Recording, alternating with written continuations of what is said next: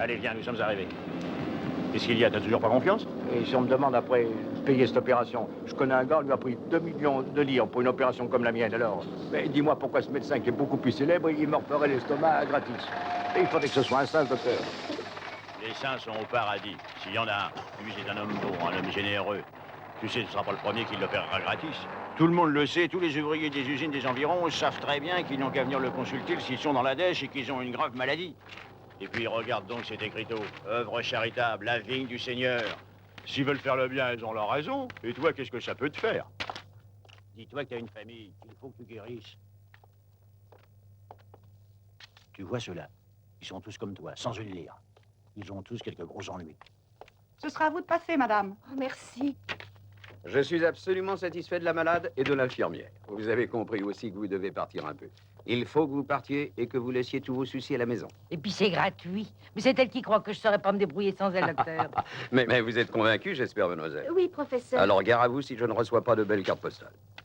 Et voilà les pilules pour la maman et des vitamines pour vous.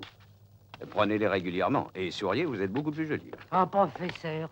Cher professeur, si vous n'étiez pas si jeune, je dirais que vous êtes un père pour nous tous. Un père et un bienfaiteur. Non, un ami. Je suis un ami, tout simplement. Maintenant, allez.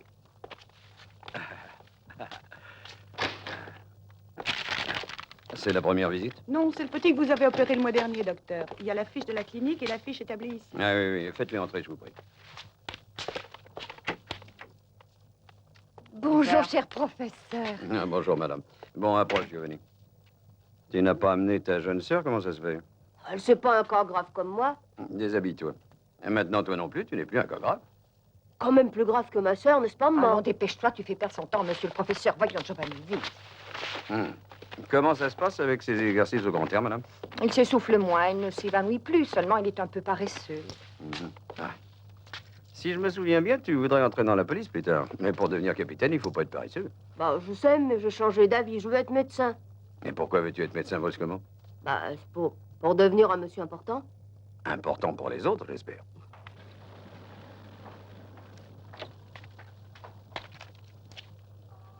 Je ne veux pas avoir à répéter que les glaces sont faites pour voir ce qui se passe dehors. Pas pour le deviner. Je me moque qu'il pleuve ou pas. Je les veux propres, c'est clair. C'est là qu'on voit à quel point lui pèse son auréole de sang. Tous les mardis, on l'entend hurler. La charité finit par l'étouffer. Alors, pour se défouler, il faut bien qu'il s'en prenne aux autres. Après tout, qu'est-ce qu'il oblige à le faire? C'est juste, il n'y gagne pas une lire. Mon cher, je suis d'un naturel sceptique et les excès de samaritanisme me laissent rêveur. Et en qualité de bras droit de notre grand patron, ne vous rompez pas les os. Allez au diable, Giordani. Non, j'y suis déjà, probablement. Ah, Batty, vous oubliez la pomme. La quoi? La pomme que le premier de la classe se fait un devoir d'apporter à son maître, voyons. Oh. Sœur Céleste, dans la clinique du Grand Valiotti, les petites sœurs aussi doivent être impeccables. École pied Oh, droit, c'est docteur clair? Giordani, vous en profitez chaque fois que nous avons les mains occupées. Bien sûr. Bonjour, monsieur. Comment vas-tu, professeur? J'irais mieux si chacun ici faisait son devoir. Que faites-vous là? Oh, rien, la sœur Céleste vient de me faire remarquer que les revues de la salle d'attente sont trop anciennes. Bonne remarque, sœur Céleste. Il faut régulièrement les changer. Veuillez-y vous-même. Tout de suite, monsieur. Ah, nous avons 3 chambres de libre? Oui, nous avons eu le désagrément de devoir libérer 3 malades parfaitement rétablis. Les prévisites? Faites. Il m'en reste une. Finissons-en parce que bientôt je vais commencer à recevoir. Ah, bonjour, Tanzil. Bonjour, professeur. Ne me dites pas que vous avez encore dû remuer les montagnes. Pas tout à fait. Mais pour arriver au maximum de précision que vous exigez, avec juste raison, dans les renseignements concernant vos clients... Venons-en, enfin. Guido Rovetti, propriétaire de nombreuses usines de textiles. Compte courant très solide et qui dépasse les 100 millions. Biens immobiliers en Italie, à l'étranger, Villa Positano, ça pied à suffit. terre. Que savez-vous de la baronne Lanciani? Ah, de grandes relations aux 4 coins du monde. Oh, c'est une authentique VIP. Toutes les escales de la Jet Society, les Bahamas, Saint-Tropez, Gstaad. Bon, Acapulco. concluez. Financièrement parlant, rien de spectaculaire. Le compte courant ne dépasse pas les 20 millions de lire. Mais il y a la pension alimentaire du mari dont elle est séparée. La coquette somme de 10 000 $ par mois et qui arrive avec ponctualité. Et Merci, c'est plus que suffisant. Il nous reste encore... Anorato Marchetti. Et là, nous sommes très loin des normes auxquelles... Oh, abstenez-vous de commenter les normes. Je vous en prie, continuez. Un homme d'affaires de peu d'envergure dont les revenus joints au modeste salaire de son épouse atteignent tout juste 300 000 livres. 1 800 000 livres en banque, fruit d'une récente hypothèque sur l'appartement qui, soulignons-le, est au nom de la jeune femme. Mais tu sais, quelquefois, ils ont le bistouri facile, ces grands chirurgiens. Et je me sens un peu mieux avec mes pilules. C'est à nous, je crois. Non, vous en avez encore pour un bon moment. Mais lisez donc un magazine, descendez au bar. Inutile de rester là assis sur des épingles. Merci, professeur. Docteur, mes confrères sont tous professeurs. Lui aussi? Celui-là est né professeur. Dites-vous que je ne mets nullement en doute vos capacités. Loin de moi cette idée. Vous êtes aussi compétent que votre grand patron en personne. Peut-être encore plus. Mais voyez-vous, ce principe de prévisite ne me plaît pas du tout. C'est une méthode qui est appliquée dans toutes les parties du monde. Mais qu'est-ce que ça prouve? Beaucoup de choses se pratiquent partout, et elles ne sont pas bonnes. Je fais des centaines de kilomètres pour être examiné par Valiotti, et on me met entre les mains de son assistant. Excusez-moi, monsieur. Ah, inutile de protester. Que vous le vouliez ou pas, vous n'êtes pas lui. Maintenant, le professeur... Va me recevoir, bien sûr, il ne manquerait plus que ça.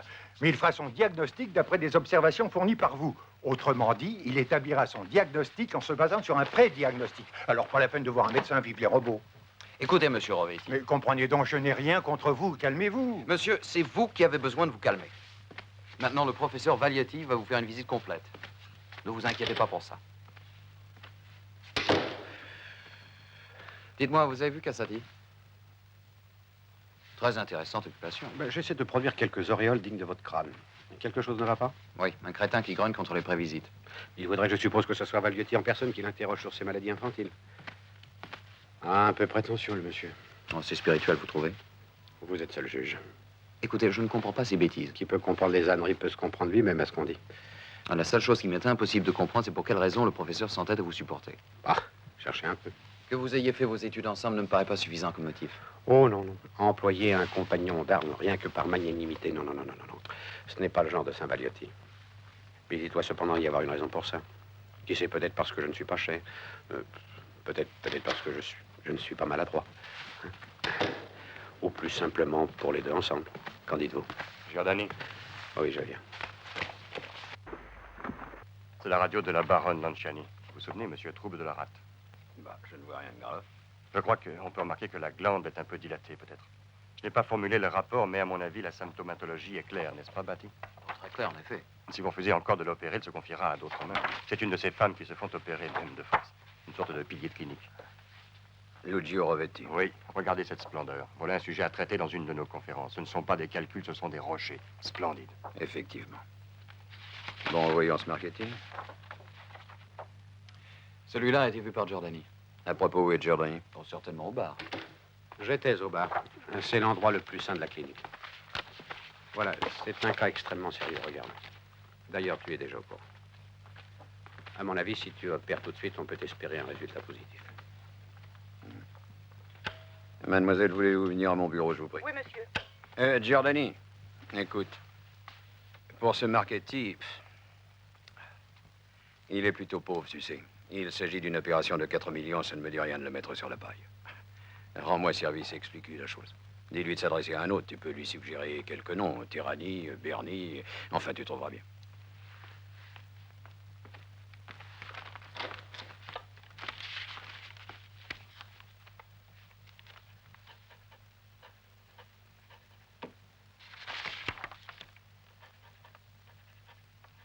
Voilà. Passez ceci au service administratif à toute fin utile. Bien, monsieur. Mais qu'importe l'argent, c'est pour ta santé. Je sais, mais on paiera beaucoup moins cher avec Bernie ou Terrani. Je vous en supplie, docteur. Répondez-moi en toute sincérité. S'il s'agissait de quelqu'un qui vous soit cher, par exemple votre frère, enfin, à votre avis, ces chirurgiens sont-ils tous aussi capables et aussi compétents ou bien- Madame, écoutez, si vous voulez mon opinion personnelle, eh bien, pour une intervention comme celle-ci, Valiotti est le plus qualifié.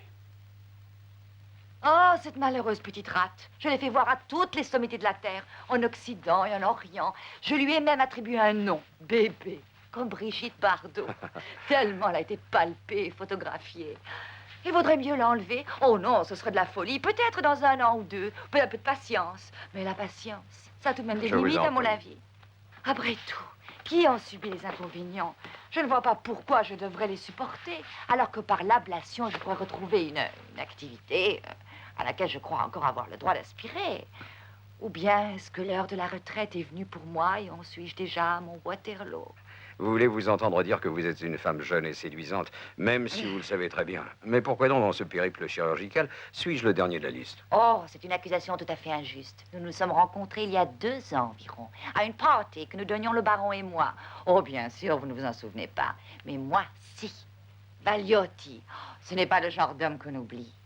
Mais ce soir-là, vous vous êtes débarrassé de moi et de ma pauvre rate en 2 ou 3 phrases plutôt railleuses. Oh, je suis impardonnable. Je ferai tout pour me réhabiliter.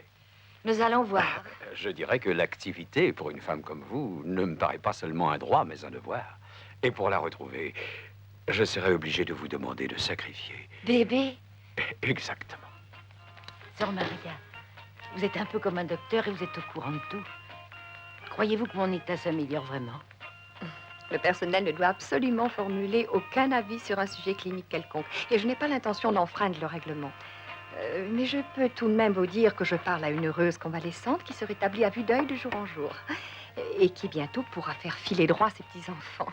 D'ailleurs, dans quelques minutes, le professeur Valiotti va passer. Posez-lui la question. Oh, excusez-moi, vous êtes gentille, mes sœurs. C'est déjà l'heure de la visite. Si vous vouliez me donner ma glace et mon rouge à lèvres. Ne me regardez pas comme ça. Plus on vieillit, ma sœur, plus il faut prendre soin de soi par respect pour les autres. Merci, mes sœurs. Bonne journée. Bonne journée. Dieu sait pourquoi toutes les malades se font une beauté avant que le professeur ne passe, comme s'il s'agissait d'un rendez-vous d'amour. Elles ont rendez-vous avec l'espoir. C'est encore plus important. Cela se produit partout, avec tous les médecins. Ce sont de vrais maîtres pour les gens, par la grâce de Dieu et la volonté de la nation. Quoi qu'il advienne, ils conserveront cette emprise sous tous les régimes, avec ou sans réforme sanitaire. Et si les malades paient les yeux de la tête, ils pourraient se montrer exigeants. Et en fait, ils n'ouvrent presque jamais la bouche. Sans doute sont-ils mieux que les pauvres, mais pas tellement, au fond. Les lépreux sont tous égaux, tu sais. Les lépreux? Oui, les malades. Le médecin devrait avoir la conscience limpide. Comme le professeur Valiotti exige que le soient toutes les glaces de sa clinique. En tout cas, la sienne l'est. Cet homme se tue au travail et il tient la discipline. Mais il est le premier à donner l'exemple. Et puis, il a un charme fascinant auquel on ne peut pas rester indifférent. J'oubliais, c'est vrai que tu préfères Giordani, le seul qui ne soit pas professeur. Mais ce n'est pas parce qu'il n'est pas capable de l'être. C'est un homme étrange. On a l'impression que pour lui, rien n'a d'importance. À mon avis, il a dû avoir une grosse déception sentimentale. Toutes les déceptions sont sentimentales, en un certain sens. C'est vrai, tu as fait de la philosophie. De la psychologie. Mais alors, pourquoi crois-tu que Giordani boive tant? Il ne boit jamais avant d'opérer. Mais pourquoi? Est-ce encore pire depuis quelque temps? Il éprouve du plaisir à boire, sans doute. À se détruire, oui. Peut-être. C'est un cas extrêmement complexe et il est difficile de se prononcer. Vous, De Luca, qu'en pensez-vous? J'ai examiné les analyses et les radios. Je pencherai plutôt vers l'hypothèse de Batty, mais toutefois, je me garderai bien d'être catégorique. Et vous, Batty? Oh, pour moi, c'est un cas évident d'angina pectoris. Ah, voilà Giordani. Ton opinion? Mais il n'a pas vu la fiche clinique. Vous pouvez la garder, j'ai vu la malade. Écoute, personnellement, j'estime qu'il s'agit là d'une fausse angine d'origine nerveuse, due en grande partie aussi à des troubles biliaires. Messieurs, je suis d'accord avec Giordani. Docteur Giordani. Docteur Giordani. L'état du malade de la chambre 23 s'est aggravé brusquement. Savez-vous qu'il l'a examiné ce matin? Le professeur De Luca. Sa femme est avec lui? Oui, mais en ce moment, elle passe un coup de fil à ses parents. Arrangez-vous pour qu'elle n'y retourne pas avant que le professeur Valiotti ait vu le malade. Oui. J'aimerais savoir pourquoi la transfusion n'a pas été faite. Nous manquons de sang B Rhésus négatif. J'y verrai personnellement, je ne veux pas que ça se renouvelle. Écoute, il vaudrait peut-être mieux que tu passes voir ton opéré de la chambre 23. Ça n'a pas l'air d'aller très fort.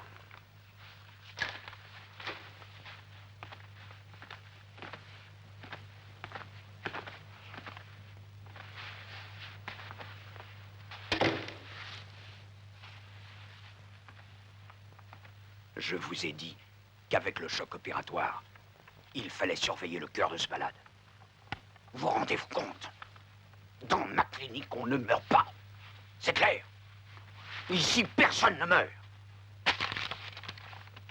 Donnez-moi de quoi écrire. On le tirera de là avec ses piqûres, alternées toutes les 2 heures. Ce soir, je pense qu'il sera en mesure de bouger demain matin. Avant midi, il rentre chez lui. Professeur, je suis inquiète. Dites-moi franchement, Mon mari est plus mal, n'est-ce pas? Il y a une légère réaction, chère madame, qui était prévisible et qui n'a rien d'alarmant, rassurez-vous. L'opération est parfaitement réussie. Nous nous estimons d'ailleurs pleinement satisfaits. Et nous sommes étonnés de le voir récupérer aussi vite.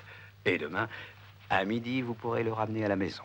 C'est vrai, docteur. Oh, comme je suis contente. Et combien je vous suis reconnaissante. Oh, entendons-nous bien, madame, je le confie à votre cardiologue, qui est un excellent médecin. Votre mari a le cœur fragile, il a besoin d'être surveillé, souvenez-vous-en. Je le sais, merci, professeur.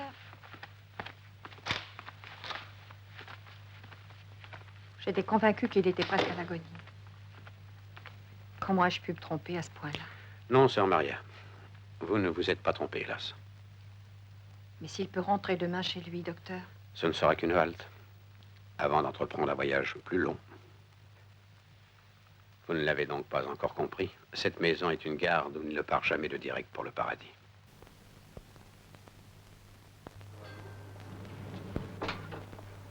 Professeur Valiotti. Vous êtes encore ici tous les deux? J'espérais que le docteur Giordani vous aurait... Vous êtes le seul qui puisse opérer mon mari, j'en suis certaine. Il n'y a qu'avec vous que je me sentirai tranquille. J'aurais voulu vous éviter cette dépense. Ne vous inquiétez pas pour l'argent. Avec ce que nous avons mis de côté et le prêt que nous a consenti son patron, il y a un peu plus de 4 millions alors. Bien sûr, pour nous c'est beaucoup et... Non, non, je ne vous prendrai pas une somme pareille. Étant donné la situation, mettons 2 millions. Mais que faites-vous, que faites-vous? Maintenant, rentrez chez vous et revenez demain, je m'occuperai des formalités. Allez, allez. Merci. Est-ce que M. Rovetti et la baronne Lanciani qui viennent de partir ont réglé leurs frais de clinique avant de s'en aller? Non, professeur. Passez-moi leur fiche.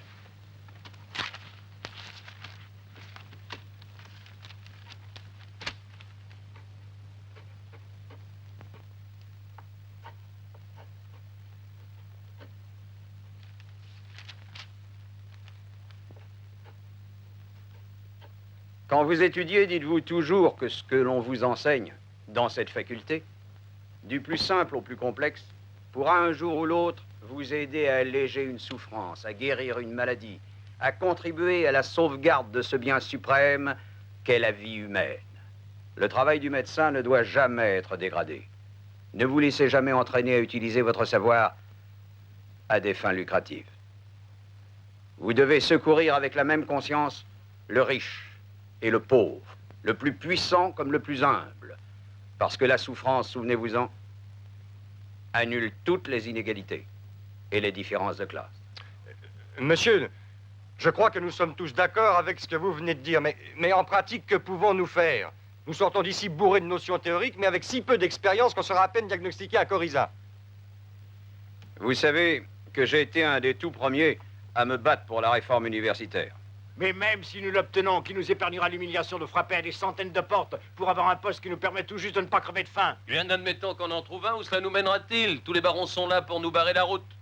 Les barons n'admettront jamais la réforme hospitalière.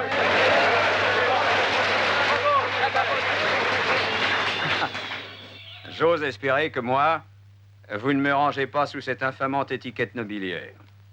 Si la réforme universitaire est importante, la réforme sanitaire est indispensable. Mais il faut qu'elle soit radicale et dépourvue d'ambiguïté. La médecine devrait être politisée à l'heure actuelle. Si vous me soignez une tumeur en lisant aux malades les maximes de Mao, et que vous réussissez, je serai le premier à déposer le bistouri pour employer le petit livre rouge à la place.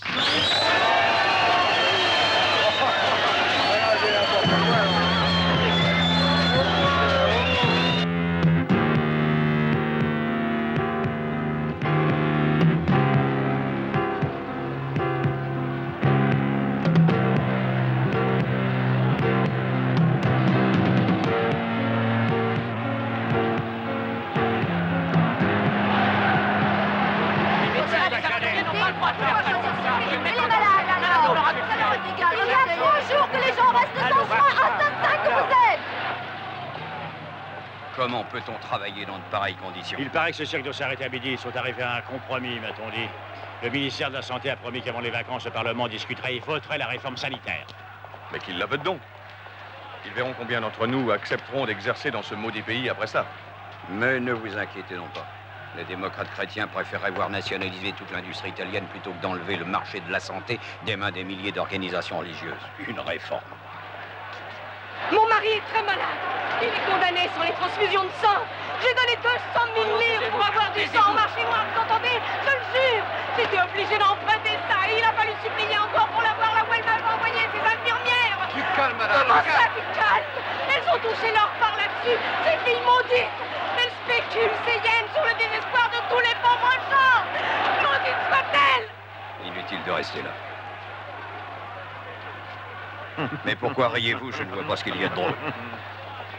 Non, ce n'est pas très édifiant d'entendre quelqu'un dire en public que les infirmières se livrent ouvertement à un odieux trafic du sang. Professeur, je ne vois pas comment je pourrais l'empêcher. Les donneurs se font rares de nos jours. Fabiani, mon vieux, vous êtes le directeur de la Banque du Sang et vous savez mieux que moi que les donneurs ne manquent pas.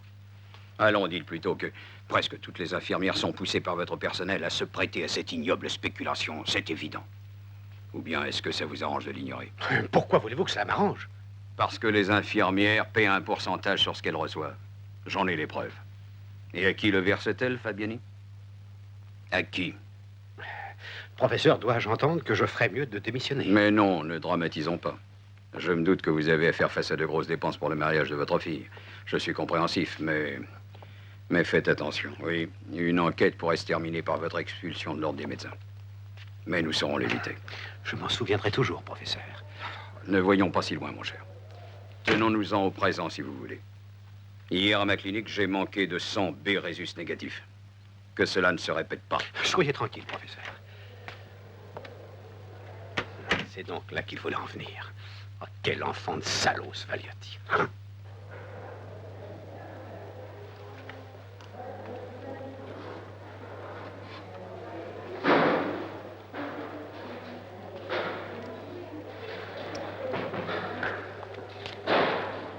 Nous avons fait l'impossible. Je suis désolé, madame. Non, non, mon chéri, vous auriez pu le sauver, mais vous l'avez laissé mourir.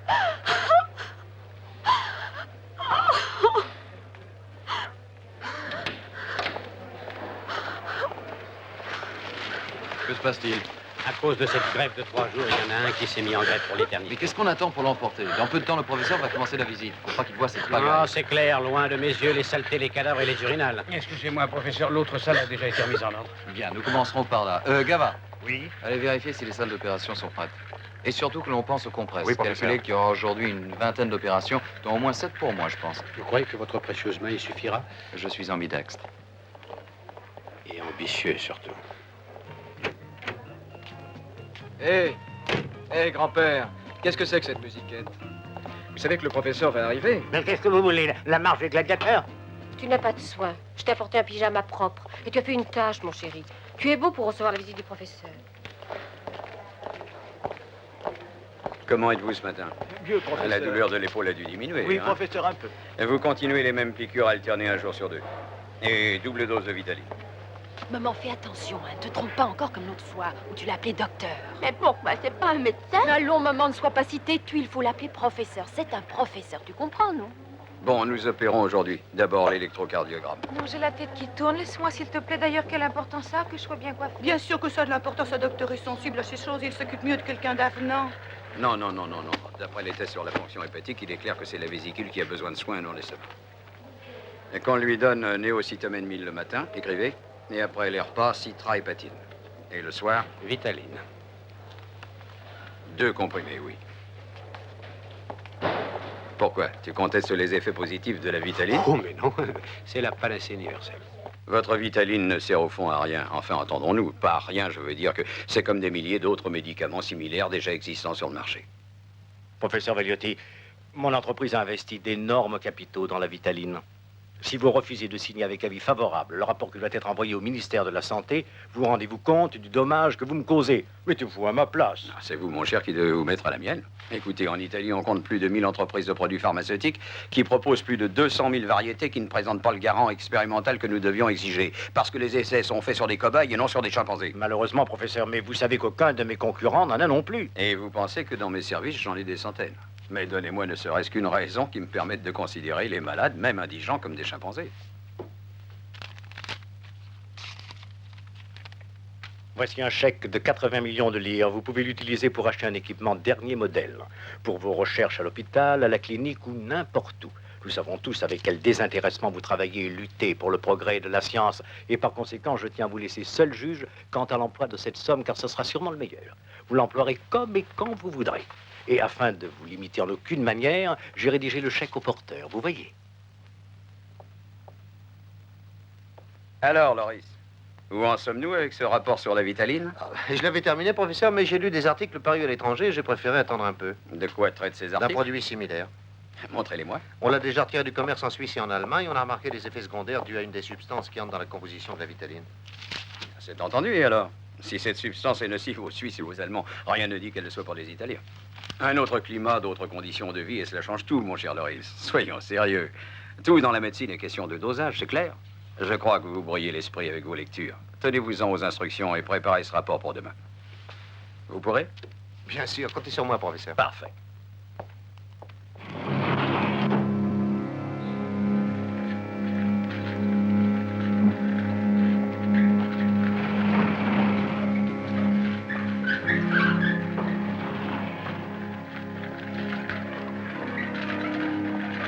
Si je suis aussi tranquille, c'est parce que je sais entre quelles mains je te remets. Valiotti.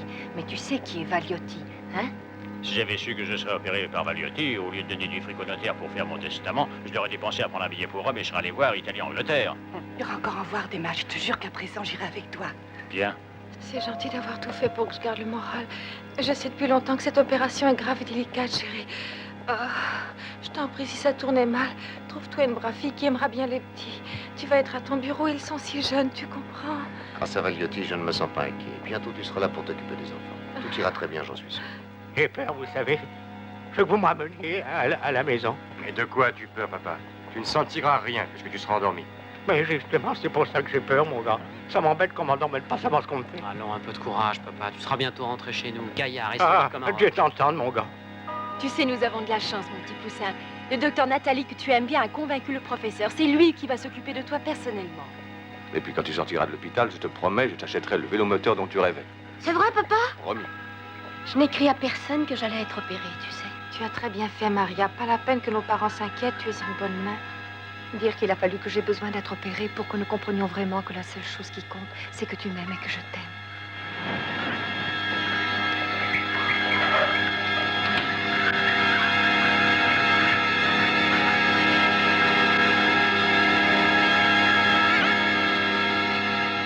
Vous, Betty, vous surveillez Donati et Frasca. Et toi, tu surveilles Manzoni et Favani. Ils sont encore à leurs premières armes. Moi, je reste disponible pour tous. Bien. Ah, Giordani, occupez-vous donc de ce Mais j'ai deux autres interventions, voyons. Vous avez mes lunettes, Giovanni? Oui, professeur, je vous les donne. Tout est prêt, mademoiselle? Oui, professeur, le patient dort déjà. Giovanni, dans les autres salles, à quel point en sont les interventions? Le professeur Batty vous attend pour le malade qu'on doit rouvrir.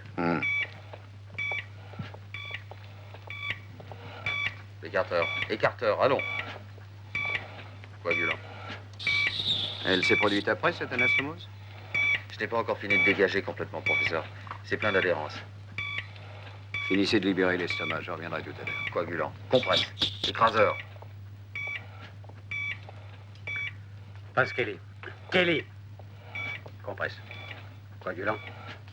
Qu'est-ce que tu as trouvé de Germanie? Oh, bah, cette sacrée vésicule est pleine de calculs. Je crois qu'il faut explorer aussi le cholédoque. J'ai l'impression qu'il est un peu gros. Oui, tu as raison. Mais appelle-moi avant de refermer, d'accord? D'accord. Compresse. Aspirez. Bonjour. Bonjour, professeur. Ça va jusqu'ici?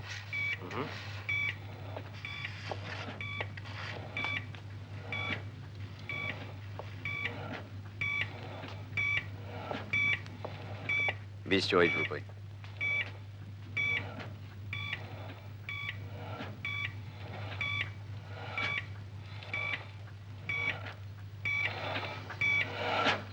Écartez encore. Assez. Compresse. Voilà. Continuez à ouvrir et à dégager, je reviens tout à l'heure. Coagulant. Qu'est-ce que tu opères, animal? Bah, le rein gauche. Malheureux, c'est le droit qui est malade. Tu n'as pas vu les radios? Mais rien, une monstrueuse porte de ce charcutier. Vite, compresse, vite. Je n'écris à personne que j'allais être opérée, tu sais. Tu as très bien fait, Maria. Pas la peine d'inquiéter les parents. Tu es en bonne main. Le docteur Nathalie, que tu aimes bien, a convaincu le professeur. C'est lui qui va s'occuper de toi personnellement. Dire qu'il a fallu que j'ai besoin d'être opérée pour que nous comprenions vraiment que la seule chose qui compte, c'est que tu m'aimes et que je t'aime. Je sais depuis longtemps que cette opération est grave et délicate, chérie. Je t'en prie, si ça tournait mal, trouve-toi une brave fille qui aimera bien les petits. Tu vas à ton bureau et ils sont si jeunes, tu comprends?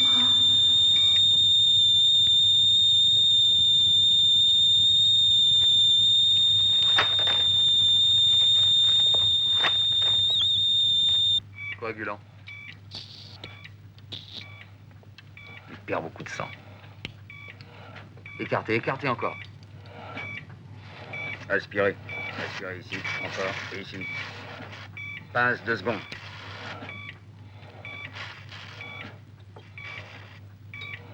Coagulant. Compresse. Aspirez. Petit ciseau de cocker. Compresse. Ciseau. Aspirateur. Aspirez. Passe jumelé. Vite, compresse. Là aussi. Copostase. Aspirez. Aspirez plus fort. Allons, allons. Aspirez le plus possible. Tamponnez. Tamponnez, je vous dis. Avez-vous au moins réalisé d'où vient tout ce sang? C'est-à-dire... Donnez-moi la place. Décompresse plusieurs. Vite, tamponnez tout ça. Allez, aspirez, aspirez, là, là. À quoi pensez-vous, hein? Vite, encore une compresse. Trouvez un autre aspirateur d'urgence. C'est pas encore en place. Alors, il arrive, ce deuxième aspirateur. Professeur, il ne fonctionne pas. Je me demande ce qui fonctionne bien ici. Là, où épongez-vous? Mais je ne vois rien. Vous voyez. Vous avez trouvé le moyen d'entailler la rate. Il n'y a plus qu'à l'enlever. Coagulant. Aspirateur. Pince courbe. Aspirateur. L'aspirateur. Alors ça vient la compresse? Mademoiselle. Copostase. Ciseaux.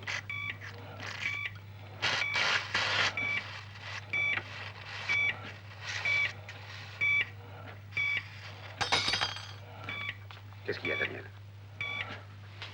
Continue, va.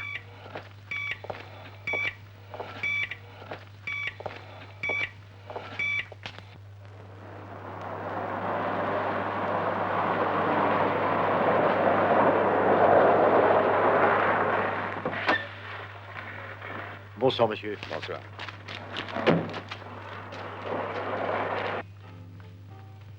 Merci, Giacomo. On dirait un arbre de Noël, tu es éblouissante. Mais tu ne crois pas que c'est un peu trop, tous ces bijoux? C'est pas trop lourd? Mieux vaut trop de bijoux que pas assez. Tu es fatigué ce soir la nuit. Mais non, maman. Et tes douleurs dans le cou. Ah, ça va, ça vient. Tu devrais te remettre à faire un peu de sport. Avec le cours de tennis derrière la maison, c'est facile. Dis-moi quand je peux trouver le temps. Oh, mais on le trouve quand on... As-tu gagné à la canasta? Cette Carla Seriotti me rend folle chaque fois qu'elle vient. À ce point? Elle joue dans si mal. Elle voulait que je te demande un conseil au sujet des malaises de son frère. C'est pas la première fois qu'une de tes amies essaie de soutirer une consultation gratuite. Comme elle le faisait avec ton pauvre symptôme de père. Mon père était un médecin très estimé. Très estimé, c'est vrai, surtout par les centaines de malades qu'il faisait se déplacer de jour comme de nuit, même le dimanche de Pâques. Mais lui, la plupart du temps, il n'avait pas le courage de réclamer son dû. Ton père était une sorte de saint, je te dis, généreux, désintéressé. Dois-je prendre cela comme une pierre dans mon jardin? Tu sais très bien ce que je pense. Il n'avait pas le droit de se tuer à la tâche pour satisfaire son besoin de faire le bien au détriment de sa jeune femme qu'il a laissée sans un sous-vaillant. Et autant que je m'en souvienne, avec un petit garçon à élever. Ah non, c'est pas gentil. Un peu plus, je laissais tout tomber. Si je n'ai pas le droit de te chatouiller, vers maintenant. Ricky espérait dîner avec toi et comptait que vous regarderiez ensemble je ne sais quel match à la télé. N'oublie pas que tu dois remplacer sa pauvre maman. Heureusement pour lui, tu es là. Oh non, ce n'est pas la même chose. Allez, va. Va, il sera content. Va, il ne doit pas dormir. Allez, papa, raconte-moi encore une autre. Bon, mais c'est la dernière pour ce soir. Sais-tu quelle différence il y a entre un architecte, un cuisinier et un médecin? Non? L'architecte cache ses erreurs sous le crépi, le cuisinier sous la mayonnaise. Et le médecin? Ah, sous la terre. Papa, tu sais, avec toi, je m'amuse plus qu'avec mes camarades. Je te vois presque jamais. Si tu travailles bien, je te promets, mon fils, que nous passerons un mois de vacances tous les deux cette année. Oh, c'est formidable, un mois avec toi. Et où tu m'emmèneras, Adi? Pour une fois, on bouleverse toutes les lois établies. C'est toi qui m'emmèneras. Je te laisse le choix absolu. Où veux-tu aller? En Amérique, en Asie, en Afrique? Choisis. Oh, ce sera un pays très loin, un endroit où personne ne pourra t'embêter, même pas par téléphone. Entendu. Bon, ta prière pour ta maman et dors bien parce qu'il est déjà tard. Et demain, il faut aller en classe. Hop. Allez, fais de beaux rêves. De voyage. Sors, papa. Bonsoir, fils.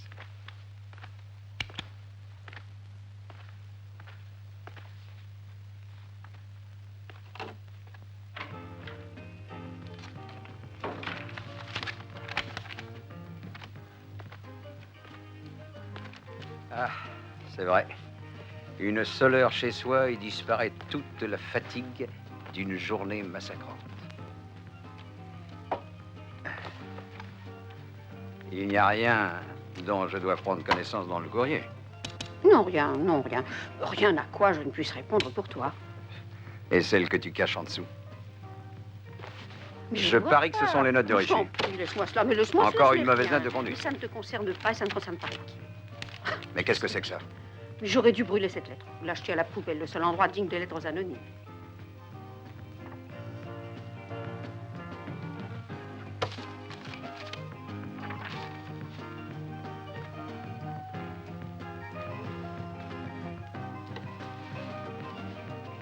Tu étais de si bonne humeur ce soir. J'ai été vraiment stupide. Non, maman, parce que... il vaut mieux savoir pour protéger ses arrières, tu comprends? Tu ne dois pas t'inquiéter pour ce bout de papier. Je ne m'inquiète pas. Il est temps d'aller te reposer. Bonsoir, maman. Bonne nuit, Daniel. Bonne nuit.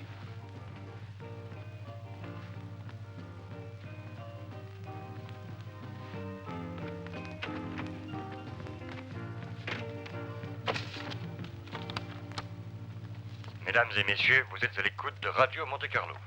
Nos émissions sont maintenant terminées. Elles reprendront demain matin sur 1400 mètres grandes ondes. Nous vous souhaitons une très bonne nuit.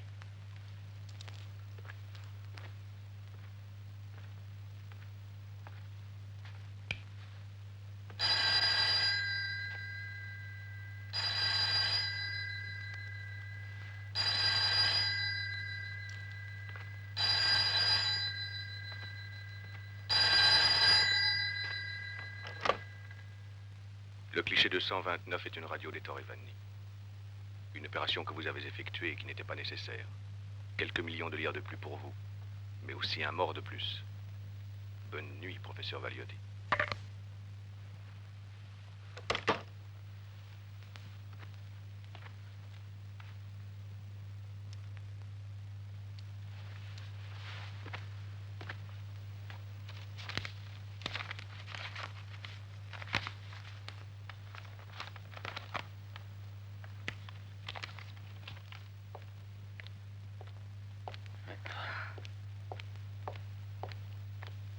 Eh bien, Elles ne sont pas dans les archives, professeur. C'est impossible, Anna. c'est bien, merci, mademoiselle. Il disparaît non seulement les radios de cet Ettore Vanni, mais celles de 10 autres clients. Et tout ce que vous trouvez à répondre, c'est impossible. Mais cela ne s'est jamais produit. Maintenant, c'est fait. Et celui qui a pris justement ces radiographies l'a fait dans un but tout ce qu'il y a de précis. N'est-ce pas, Cassati? Ou préférez-vous ne pas le comprendre? Mais personne n'entre ici que vos collaborateurs. Est-ce que j'aurais pu penser que... Pensez à faire revenir ces radios, Cassati. Laissez pour un moment les préoccupations que vous causent vos dettes de jeu et débrouillez-vous pour compléter les archives. C'est un bon conseil que je vous donne.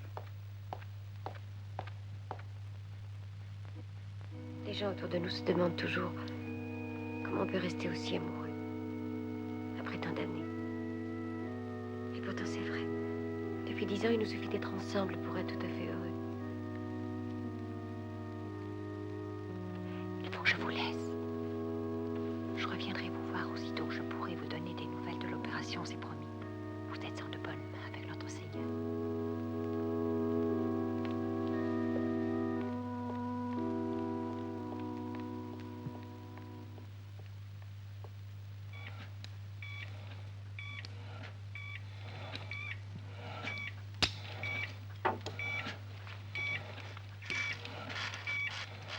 Si vous mettez la compresse, j'y vois rien. Excusez-moi. Aspire. Encore. Écartez. Écartez un peu plus. Il y a ce qu'il faut pour une transfusion. Oui, ma sœur. Je pense que ce sera nécessaire. Coagulez. À combien est le bistouri? À 3, professeur. Poussez-le à 6. Très bien. Coagulez. Aspire encore. Aspire, Giordani, mais ne me gêne pas. Oui. Aspire. Là, ce sang me gêne. Coaguler.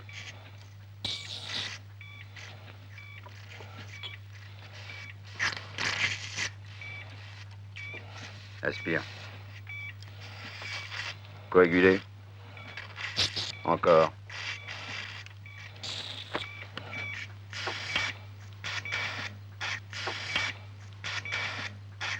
Coaguler. Baptiste, si vous mettez la compresse là, je peux pas travailler. Coaguler, mademoiselle. Jordanie, mais qu'est-ce que tu as ce matin?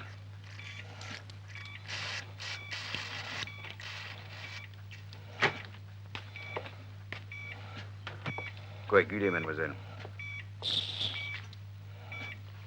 Professeur, on vous demande au téléphone. Qu'on rappelle, je suis occupé. C'est Maître Donati, professeur. Il dit que c'est très urgent. Qu'il me rappelle. Que faites-vous? Bati, arrêtez un peu. Ça devait durer 2 heures. Pourquoi n'est-ce pas encore terminé?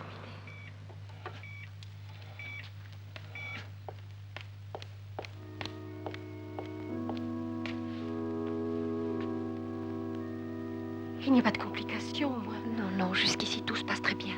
On ne peut jamais prévoir la durée d'une intervention comme celle-ci, vous savez. Oui, merci.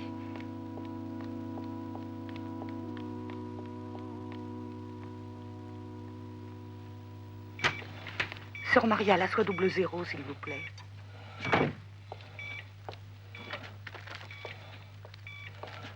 Coaguler. Encore. Encore, mademoiselle. Professeur, Maître Donati est dans la salle à côté. Il dit que c'est très important. Ah. Remplacez-moi, Bati.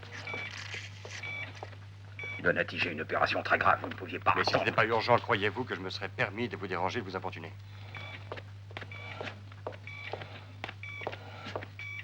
Il s'agit d'une dénonciation au sujet de votre déclaration. Le contrôleur évalue vos revenus à environ 10 fois ce qui a été déclaré. Et dans une demi-heure, cela passe à la commission d'enquête, à moins que vous ne... Combien?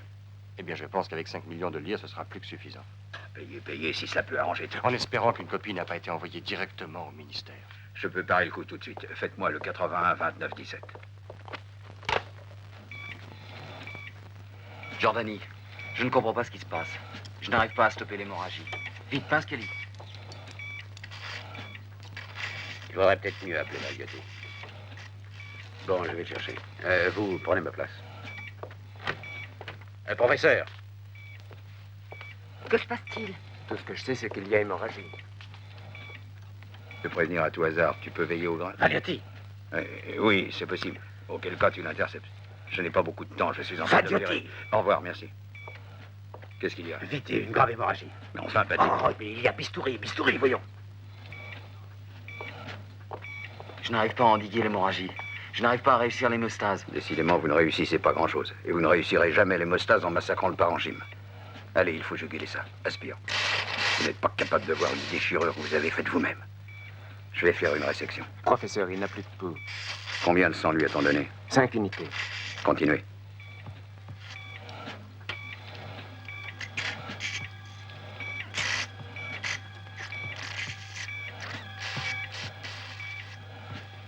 Il n'y a plus de pouls du tout. Arrêt du cœur. Massage. Massage. Allez-y, Bati, allez-y, ne vous arrêtez pas. Ouais. Mademoiselle, préparez une piqûre d'adrénaline.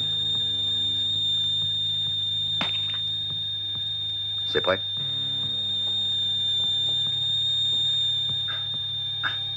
Arrêtez. Aucun signe de reprise. Continuez à masser le cœur.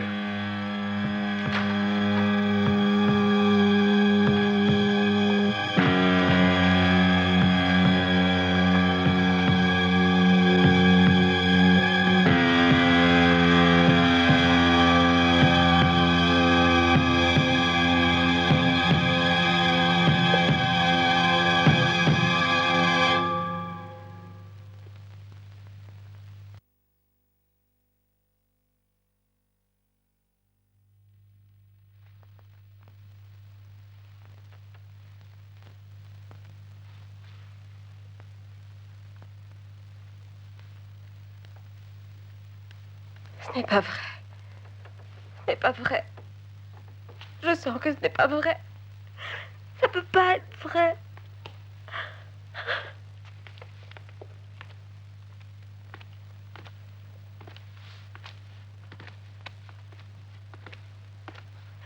Non.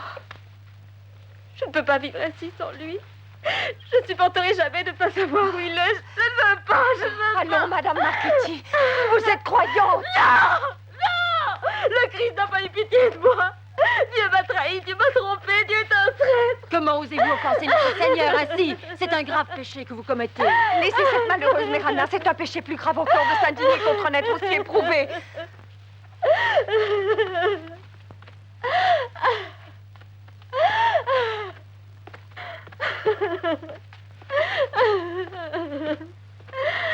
Madame, le professeur Valiotti a donné l'ordre de vous rendre les arts versés.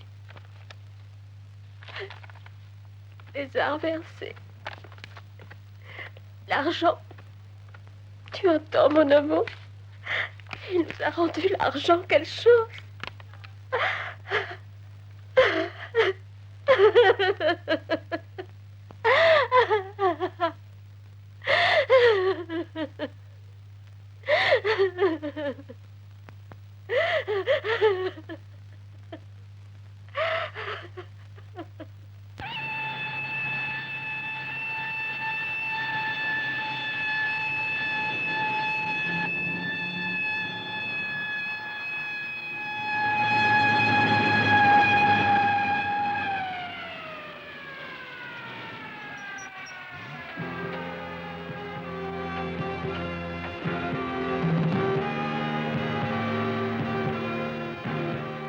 Le geste insensé d'une institutrice.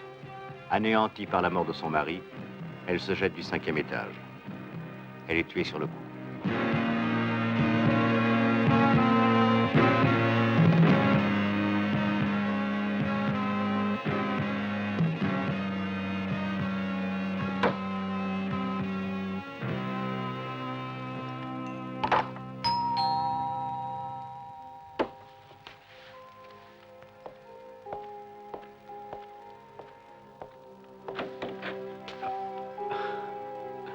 En voilà une surprise, sœur Maria.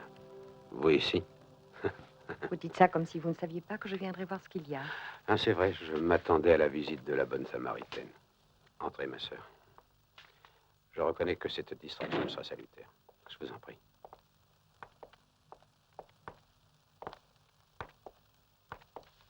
Alors, qu'est-ce qui éprouve une religieuse dans l'antre d'un célibataire, hein?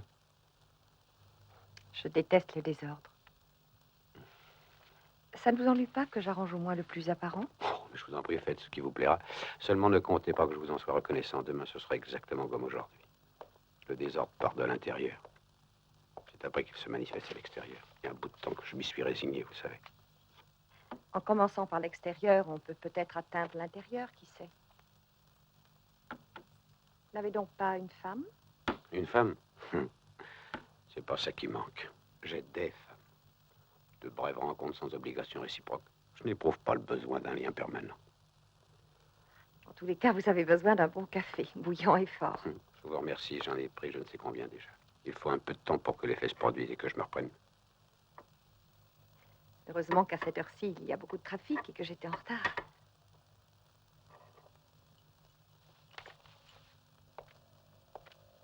Pourquoi êtes-vous venu?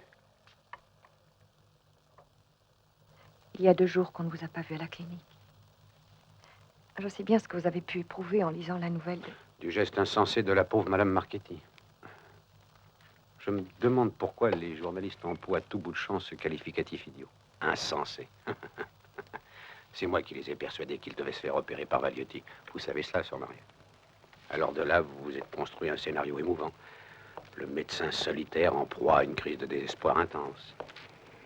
Un pauvre être humain submergé par des remords de conscience, entre parenthèses injustifiés, je dois le dire, qui tente de noyer dans l'alcool son pitoyable état d'âme.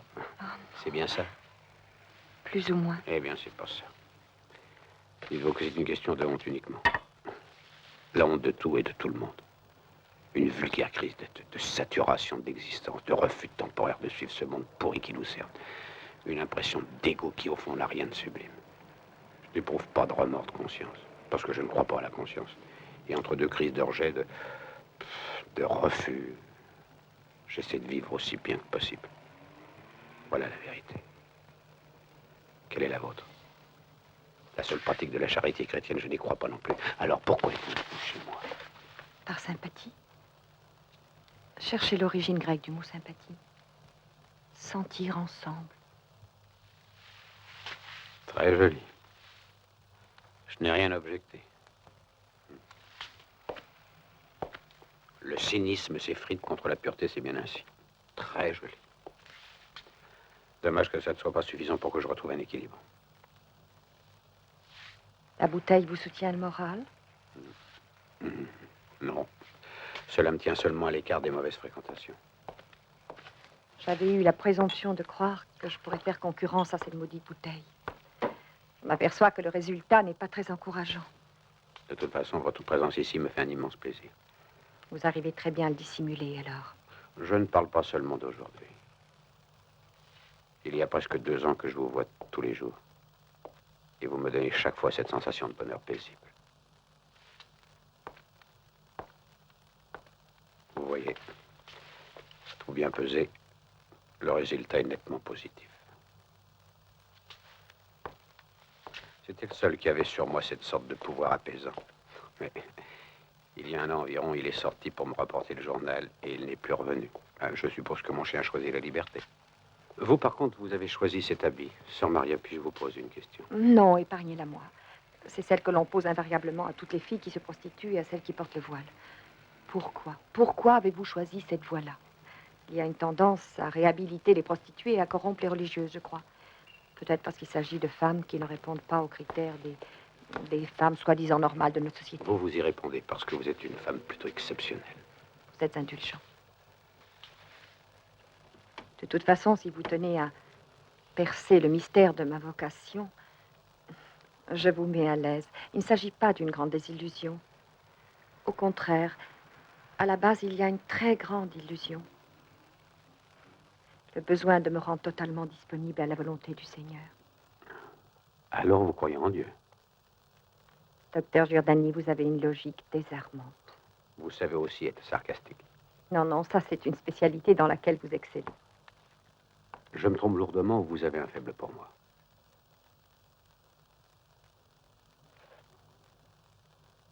Vous vous trompez. J'éprouve pour vous beaucoup plus que ça. Curiosité, sympathie, une profonde attirance. Mais on donne généralement à tout cela un nom bien précis. C'est trop démodé et c'est extrêmement risqué et hasardeux. Mais nous sentons ensemble, n'est-ce pas? Alors pourquoi ne pas... Pourquoi ne pas jeter mon habit aux orties, mes bras autour de votre cou? Ce serait merveilleux.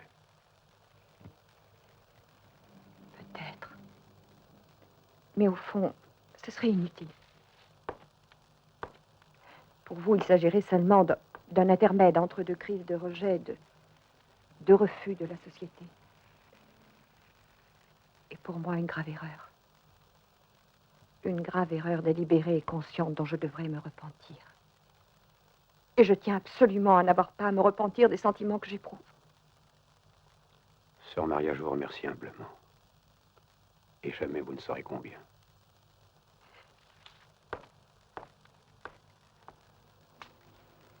Voulez-vous me faire plaisir? Je vous demande une chose difficile. Vous arrêtez de boire pendant toute une semaine. Promis. Pendant toute une semaine, je boirai de l'eau. À l'abstinence, Sœur Maria.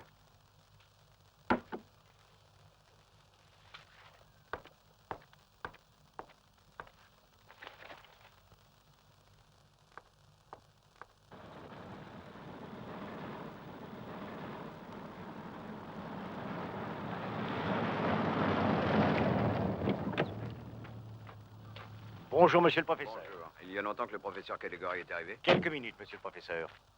Que voulez-vous que je pense quand je vois mon mari tourner comme ça, brusquement, au pourpre foncé? Il a un trouble grave dans le fonctionnement coronarien. Ou me trompais-je? D'autre part, quand pas une fois, mais je ne sais combien de fois, je le surprends en train d'émettre Oh, veuillez excuser le détail. De fantastiques régurgitations d'air par la bouche. Mais vertu de Dieu, lui qui est un véritable gentleman, je ne vois qu'une explication, l'atonie de l'appareil digestif.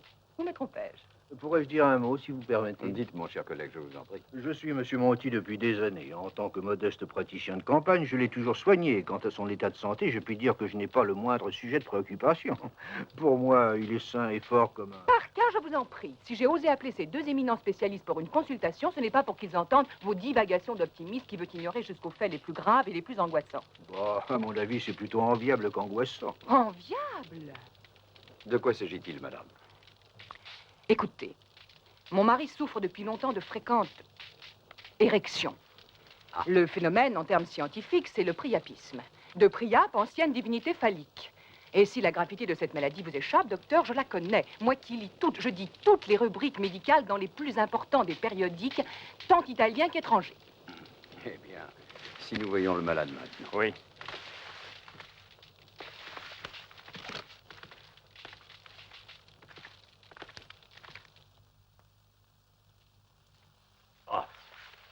Je ne sais pas quel sera le diagnostic que vous ferez à mon sujet, messieurs, mais une chose est certaine, ma femme est folle. Elle est folle, alliée. La maladie, c'est son idée fixe, elle la voit partout. Pour profoncer, laissez-moi rire. On teint se colore un peu quand j'ai bu un verre de vin ou deux à la cave. À son insu, bien sûr, parce qu'elle a lu je ne sais où que le vin fait mal. Les éructations. Je voudrais vous y voir. Tenez, je suis forcé d'aller au milieu de la nuit à l'office et d'avaler en vitesse un morceau de pain et des saucisses ou ce que je peux trouver. Parce qu'elle me condamne à ces bouillons de légumes et à la semoule au lait. Ah, et puis il y a l'histoire du priapisme. Enfin, messieurs, nous sommes entre hommes. Eh bien, j'avoue que j'ai beau avoir dépassé la soixantaine, je me tiens encore très bien de ce côté-là et j'en suis fier et heureux. J'ai une propriété très étendue et pleine de gibier de toutes sortes. Alors, messieurs, si je vais à la chasse et qu'en marchant, je fais lever un beau faisan, qu'est-ce que je fais? J'épaule, non? Sinon, pourquoi je me promènerais avec mon fusil, bon sang? Et si à la place d'un faisan, je vois une donzelle pas farouche, il faut que je la laisse? Eh bien, moi, j'épaule aussi. Sinon, ce bel outil dont le Seigneur m'a affublé, à quoi servirait-il? Excusez-moi, j'ai encore oublié de vous parler d'un symptôme alarmant. Ah, après, madame. Maintenant, mon collègue et moi devons nous retirer pour étudier le cas. Viens. Tu te demandes pourquoi j'ai sollicité ton concours dans cette farce. Non, ce n'est pas pour faire une partie de campagne ensemble. Non. Oh, je n'en doute pas. Et je suppose que tu vas m'éclairer. Calogéry, tu m'es hostile. Tu m'es hostile depuis que j'ai fait installer un rein artificiel à la polyclinique et confié au jeune docteur Azina, qui est capable de le faire fonctionner correctement. Moi aussi, dans ma clinique privée, j'ai un rein artificiel et cela, tu le savais fort bien. Alors, qui crois-tu qui va dépenser chez moi 1 demi-million de livres pour obtenir les soins les mêmes pour seulement 30 000 livres dans un hôpital public? Hein? J'ai perdu plus de la moitié des cas de ce genre qui venaient chez moi. Et je ne devrais pas t'en vouloir? Mais il y a façon et façon. La campagne de calomnie que tu mènes dans le but de me ruiner est contraire à notre éthique professionnelle. Oh, j'ai appris que tu avais avancé une forte somme à mon radiologue, Cassati. Pourquoi? C'est un de mes amis, c'est tout. Tout à fait généreux de ta part, je dois dire. Et tu n'as jamais pensé qu'une conversation ouverte et franche entre nous pourrait éliminer toutes nos divergences? Avec ce vent de réforme qui souffle, nous allons avoir des moments difficiles. Rester unis est à la fois notre intérêt et notre devoir. Je ne crois pas que ce simple appareil rompra cette belle unité. Tu veux dire que tu l'élimineras de la polyclinique? Une solidarité totale entre nous, mon cher Calogéry, est la base essentielle pour le meilleur déroulement de notre travail. Je te remercie, mais nous n'avons pas parlé encore de notre patient. Non, mais laisse-moi faire, ça ne sera pas long. Non, cher ami, il n'y a rien d'alarmant. Tranquillisez-vous, tranquillisez-vous, nous sommes là. Mais étant donné la complexité de la symptomatologie de votre mari, nous estimons qu'il est nécessaire de le mettre en observation dans la clinique de mon éminent collègue pour décider s'il est opportun ou non d'opérer. Très bien. Demain, sans faute, je l'accompagnerai, je le remettrai entre vos mains. N'importe quel avion qui part ce soir. Et n'importe quel pays, pourvu qu'il y ait de belles filles, naturellement. Mais loin, très loin. Oh, ne puis jamais me retrouver. Tu as bien réfléchi, Enrico? Il y a 20 ans que j'y pense. Mais te rends-tu compte de ce que ça représente pour moi d'échapper aux griffes de cette détraquée que j'ai pour femme? Je me rends compte aussi ce que ça signifie d'échapper aux griffes de ces deux barons. Oui.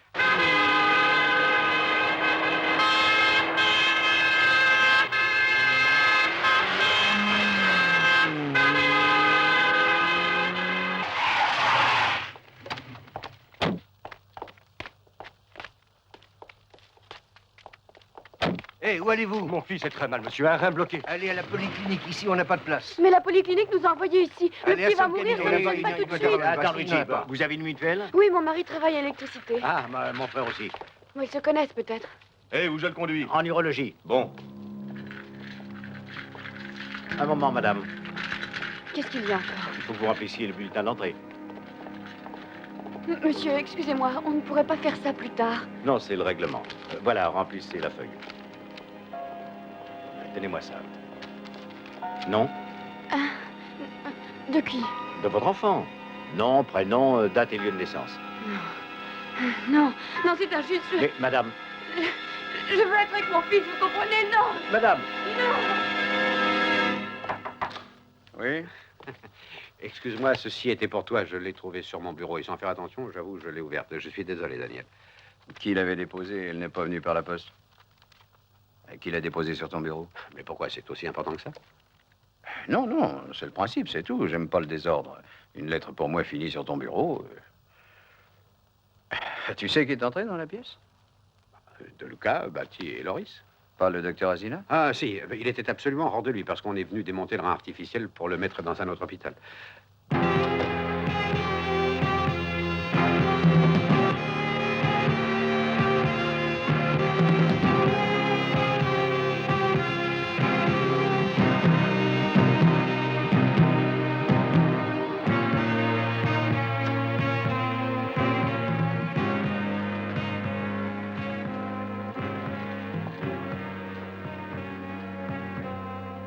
Le pauvre petit ne serait pas mort si cet appareil était seulement resté à sa place. Je ne tolère pas que l'on s'adresse à moi sur ce ton, docteur Azina. Et encore moins votre présence dans mon service. Si cela signifie que vous ne voulez plus de moi ici, ne vous inquiétez pas, j'ai décidé de retourner travailler aux États-Unis. J'ai compris depuis longtemps que dans ce pays, il n'y a pas de place pour qui s'est spécialisé à l'étranger et a pris les moyens techniques que vous ne savez pas utiliser. Ces appareils modernes, il y en a des tas en Italie. On peut compter sur les doigts de la main les techniciens capables de les faire fonctionner. Et naturellement, la plupart sont engagés dans les cliniques privées.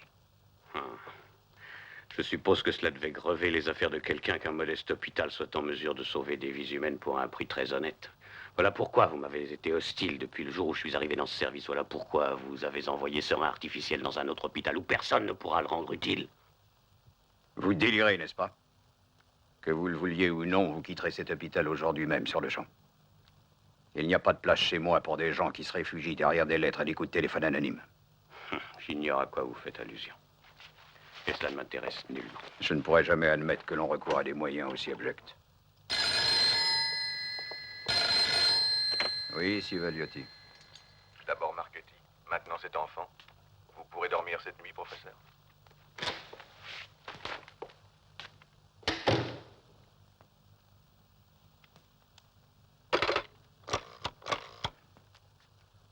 Mademoiselle, quelqu'un vient de me parler à ce poste. C'est un appel à l'extérieur.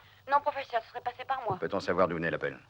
C'est impossible parce que les communications intérieures ne passent pas par le standard.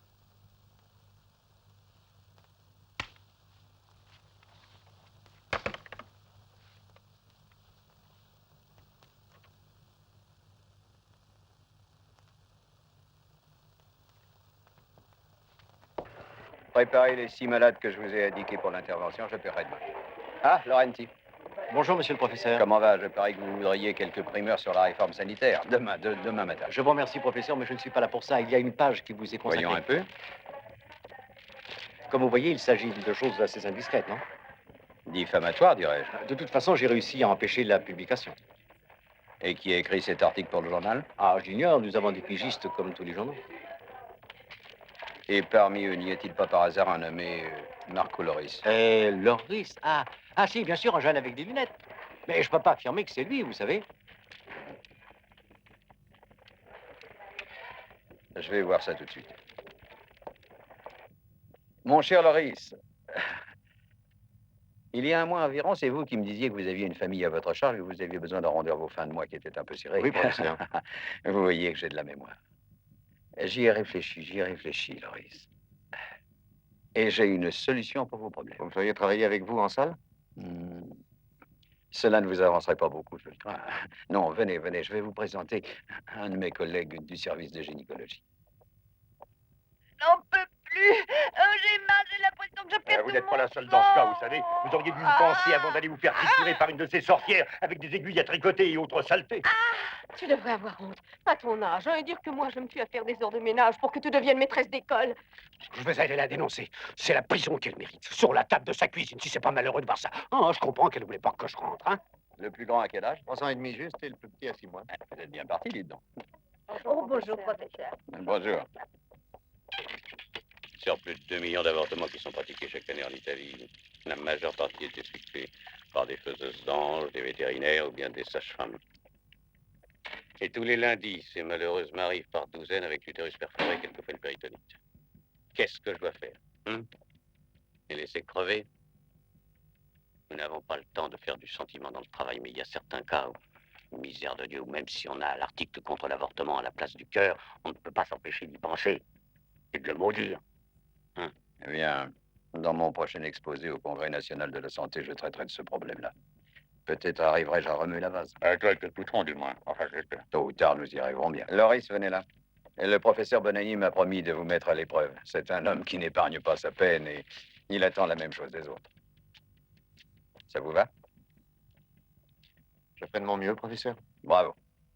Excusez-moi, professeur. Jamais je n'ai envisagé de me spécialiser en obstétrique. Pour un gain égal ou presque, j'aurais préféré travailler avec vous en salle. Je pense qu'après quelques jours de pratique, vous pourrez commencer à travailler pour vous sans pour autant abandonner l'hôpital, s'entend. En étant prudent, en un mois, un docteur fait très facilement 1 million ou plus. Mais l'avortement est illégal. Je sais bien que c'est illégal. D'ailleurs, la révolution aussi est illégale. Et il en est de même, il me semble, pour la liberté de parole et d'opinion, pourtant garantie par la Constitution, mais bel et bien interdite par un code civil byzantin. Savez-vous qu'on vient d'arrêter un conférencier qui avait abordé le sujet de la contraception? Arrêté, dites-vous? Ça vous surprend, hein? Je pense que la perspective d'arracher quelques vies aux griffes des faiseuses d'anges qui commettent des assassinats impunément ne devrait pas répugner à la conscience d'un jeune médecin. La morale hypocrite repliée derrière le bouclier d'un conformisme souvent commode. Je ne trouve pas que ce soit édifiant, Norris. Oui, c'est très juste, professeur Valliotti. Mais je suivrai votre conseil.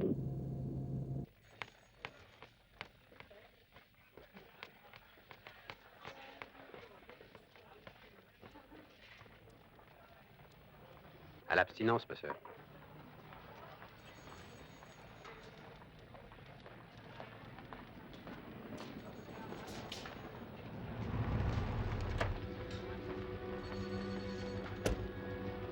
Bravo, bravo Ernesto, c'est exactement ce que je veux. Une rotation saisonnière des fleurs, parfait. Merci, professeur. Il a l'air gai aujourd'hui, le grand chef blanc. Il serait temps, non? Professeur, bonjour. Nous avons du travail en retard que nous effectuerons immédiatement. Bonjour. Bonjour. Ne connaissant pas vos positions, je n'ai pas voulu... D'accord, d'accord. D'ailleurs, excusez-moi si ces jours-ci, messieurs, il n'a pas régné l'harmonie d'équipe qui est de règle entre nous, mais j'ai eu malheureusement quelques contrariétés. Ah, c'est du passé, c'est du passé. Maintenant, chacun à son poste, messieurs. Je vous rejoins immédiatement.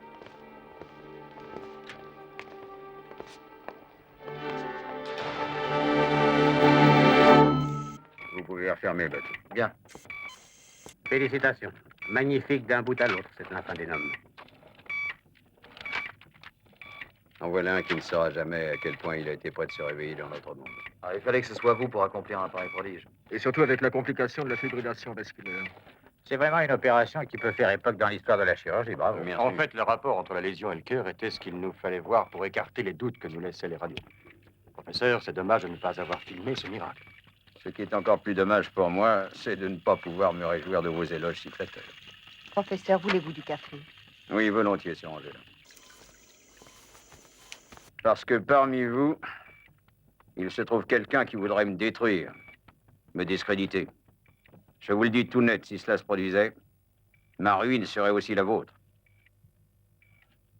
J'en sais assez sur chacun de vous pour vous détruire en même temps. Et que celui qui est sans péché jette la première pierre, hein? Et si, en tant que représentant du ministère de la Santé, vous estimez que nous faisons preuve d'une volonté d'obstruction, eh bien, ce sera, monsieur, une opinion toute personnelle et arbitraire. Voyez-vous, tous mes collègues ici présents, ainsi que moi-même, nous souhaitons vivement une réforme sanitaire. Mais une réforme radicale. Ce qui signifie, primo, le démantèlement bureaucratique de toutes les organisations mutualistes qui coûtent des centaines de milliards de lire au gouvernement chaque année. Secondo, l'abolition de toutes les œuvres religieuses qui, entre nous, sont des centres de propagande pour le plus fort des partis au gouvernement. Tertio, la conversion de tous les hôpitaux en établissements publics du jour au lendemain. Et pour finir, la nationalisation des industries pharmaceutiques, soit plus de 1000 entreprises. Voici les points qui sont, à mon avis, la base d'une réforme valable. Mais tout ceci, hélas, entraîne des dépenses au-dessus des moyens d'un budget déficitaire comme l'est le nôtre. Je déclare qu'en dehors de cette réalité, le reste n'est que démagogie et tromperie volontaire et répugnante.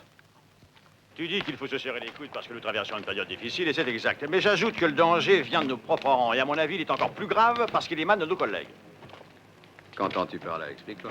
Il y a certains faits personnels dans notre vie professionnelle que d'aucuns utilisent pour le moment de façon anonyme, mais dans un but d'intimidation. Tu veux dire que toi aussi, tu te sens exposé à ces procédés diffamatoires? Bien sûr, et pas uniquement moi. C'est arrivé à Bellini, à Rovida, à Tancredi, à Farelli, à Mandi, et certainement encore à d'autres. Il faut réagir, Calogero. Il faut prévenir. Ah, d'accord, mais comment? C'est le moment de raffermir notre prestige dans l'opinion publique. Ciao. Ciao.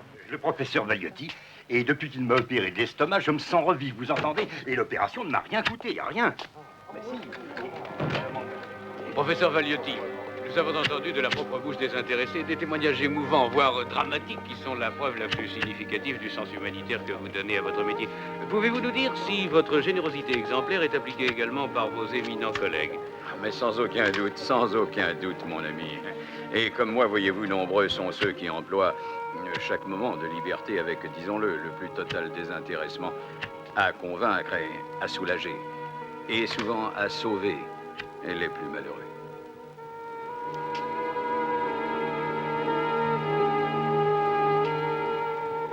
Un registre positif, groupe universel.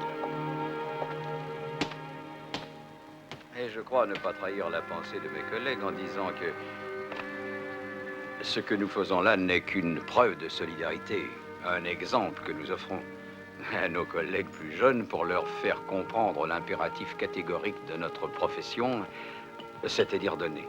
Donner humblement, silencieusement et anonymement.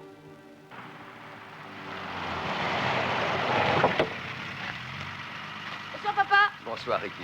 Qu'est-ce que c'est que tout ça? J'ai choisi l'endroit où on ira en vacances. Regarde, il y a tout, la voile, l'équitation, la piscine. C'est merveilleux, merveilleux. J'ai bien mon choisi, chéri. hein? La Suisse. Tu as vu les montagnes et la neige? Tu vas apprendre à faire du ski. C'est magnifique. Je crois que nous nous amuserons bien tous Oh, les et deux. c'est assez loin pour que personne ne vienne te déranger, Oui, j'espère. tu as raison, c'est parfait. Viens, papa, il est de bonne heure, je vais te montrer le dépliant que j'ai. Ah non, pas maintenant. Pas maintenant. Non, Ricky. Va dans ta chambre, tu seras gentil. Allons, sois obéissant, mon trésor. Tu trouveras un nouveau disque sur ton bureau. C'est de la pop musique? Écoute-le. Que se passe-t-il? Un coup de téléphone du procureur Anselmi. Et alors? Il a besoin de te parler. Il a dit que c'était urgent. Bien, alors j'irai. J'ai reçu ça ce matin. C'est une plainte contre toi, Daniel. Amplement circonstanciée. Mais il n'est pas possible de l'ignorer? Non, malheureusement. Je peux tout au plus attendre quelques jours pour que tu essaies de la faire retirer. Et bien entendu, c'est anonyme, je suppose. Pas du tout. Elle est signée.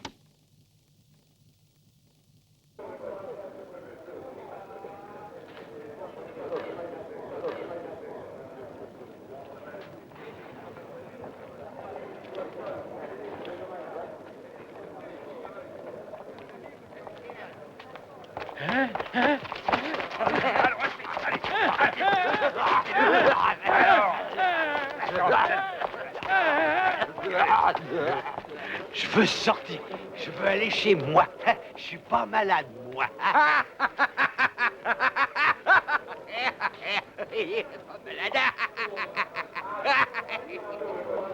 Quand on pense qu'il suffit de 3 signatures pour qu'une personne saine d'esprit soit enfermée dans cet enfer. Hein? Mais elle en sortira riche d'expériences macabres dont elle pourra faire un best-seller. Rien ne dit qu'elle en sortira. Parce que même quand on entre ici sain d'esprit, il est facile de devenir fou. C'est pour me dire ça que tu as demandé au directeur de nous laisser? Non, pour l'objectivité de l'enquête. En présence du maître, ils ont un comportement très différent. Alors tu penses que la crainte de la punition suffit pour les assagir?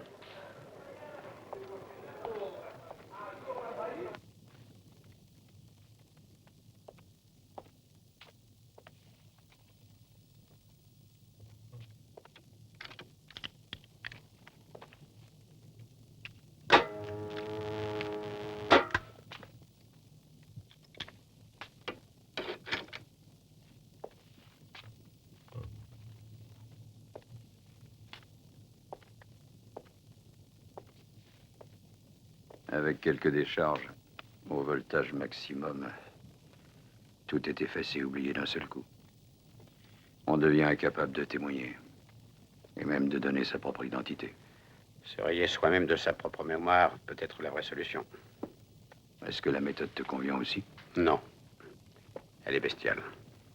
Souvent, le moyen justifie la fin, quand celle-ci est inéluctable.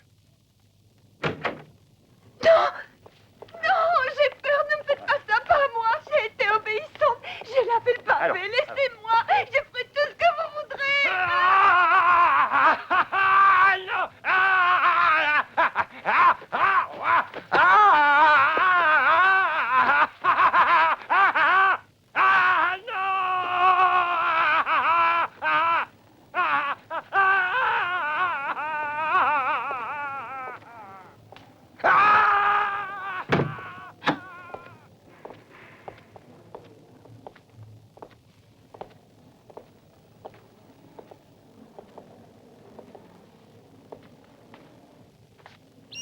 Qu'est-ce que c'est?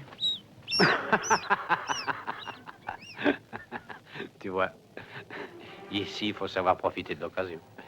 Et si on a la liberté dans le sang, on trouve toujours une sortie.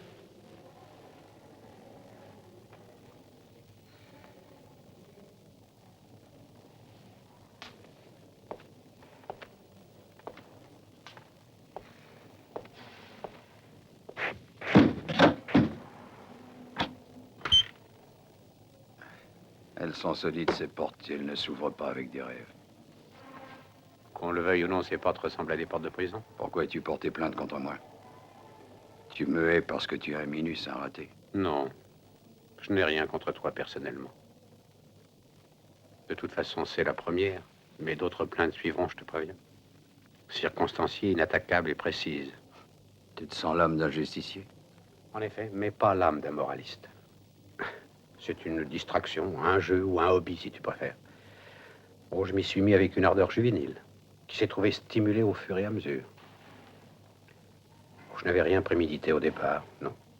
Chaque fois que je changeais de service dans l'hôpital, j'avais l'impression de sortir d'un cloaque, pour m'apercevoir que je retombais inévitablement dans un autre. Alors j'ai commencé à tout noter avec soin. Faits, chantage, brutalité, assassinat. J'ai sélectionné patiemment. J'ai classé, catalogué, répertorié comme pour une collection de timbres-poste. Tu t'es amusé? Assez, oui. C'était une espèce d'antidote contre l'ennui qui me colle à la peau comme de la glu. Et au dégoût que j'éprouve pour tellement de choses. Je me suis monté un spectacle rien que pour moi.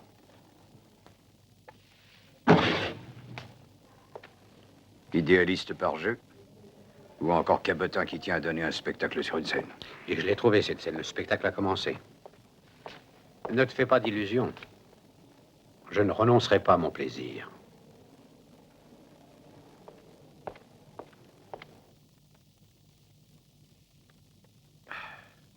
Non, non, nous ne sommes pas du tout à l'abri, mon cher Calogéry. Il ne faut pas se contenter de demi-mesures. Aux grands mots, les grands remèdes. Chacun de vous a autant à perdre, sinon plus que moi. D'accord, je suis avec toi. Il faut que nous défendions notre prestige. Non, pas notre prestige, mais surtout notre situation. Et le crédit que nous nous sommes acquis à juste titre par une vie de travail. Qui parle de prestige et de crédit, je pense aux inévitables conséquences d'un procès qui, si fort que nous soyons, sera pour nous synonyme de ruine. Dans ces conditions, messieurs, il ne nous reste qu'une seule solution. Décider ensemble comment éviter cela. Docteur Giordani, il y a une intervention d'urgence. Eh bien, voyez ces messieurs, moi je n'opère pas cet après-midi. Prévenez le professeur Valietti. Et il n'est pas encore arrivé. Pourtant, il m'a semblé avoir vu sa voiture. Et bâtie. Nous l'avons cherché, il n'est pas là. C'est vraiment la journée des retards aujourd'hui. C'est bon, je viens.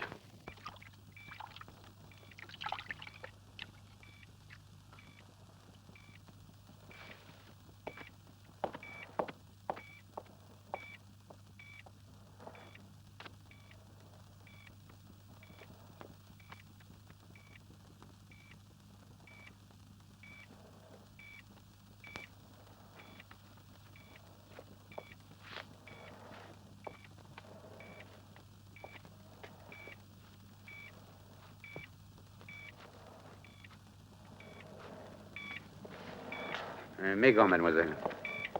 Alors, que sait-on de ce malade?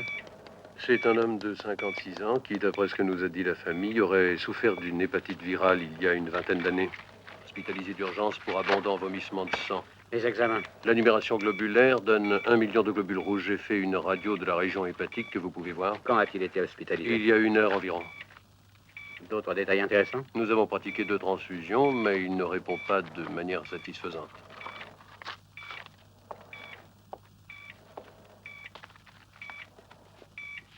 Comment diable a-t-il pu vivre jusqu'ici avec un foie dans cet état?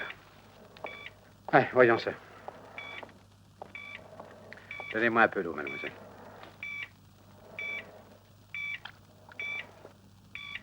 Vous êtes prêt? On peut y aller? Oui, je suis prêt. Mais le risque chirurgical est de 90%. Bistouri.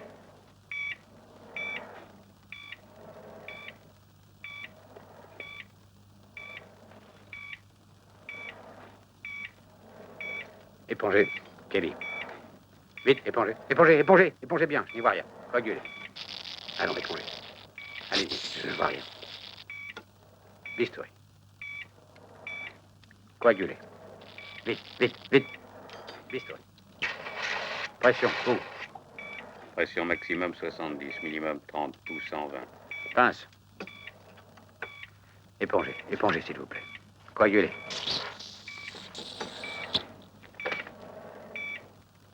Coagulez, épongez. Si, écartez. Je dis la pression. Pression 140, 90. Coagulez. Coagulez. Écartez mieux que ça.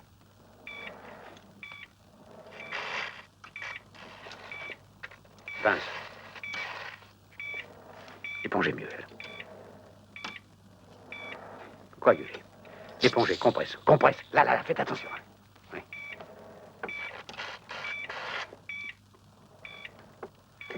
Pouls et pression. Alors, ce pouls. 80. Kelly. Coagulez encore. J'y comprends rien. C'est un cas de cirrhose. Il n'y a aucun signe d'ulcère. Qu'est-ce que ça veut dire? Le donner nommé libre. Voyons un peu des voies biliaires. Écartez, écartez. Écartez davantage. Continuez. Épongez, là. Voyez, respirez. Il y a des kystes malins. Kelly. Coagulez. Changez cette compresse. Mais vous voyez bien que ce sang me gêne. Vite, vite, vite. Kelly, mademoiselle. Coagulez. Épongez. Épongez ici, vous. Coagulez. Mais comment m'avez-vous attaché ce sacré masque? Qu'est-ce qu'il y a? Vous êtes nerveux, Giordani? Plus du tout, maintenant que je vous sais là. Bistouri. Écartez. Ouvrez, ouvrez. Et ouvrez bien. Pince à champ. À votre place, je ne procéderai pas comme ça. Après la leçon, professeur. Coagulez. Épongez. Épongez. Écartez, je vous prie. Mais qu'est-ce que ça veut dire? Vous ne voyez pas assez? Plus de demi-heure. Vous n'êtes pas bien? Mais ce n'est pas la radiographie qui était là avant. Vous n'avez pas commis une erreur? Elle a été changée. Que dites-vous, docteur? Attention à l'hémorragie, Giordani. Pince. J'ai demandé la pince à champ, pas celle-ci, mademoiselle. Excusez-moi, vous n'avez pas précisé. Pression 70, minimum 30, le cœur lâche.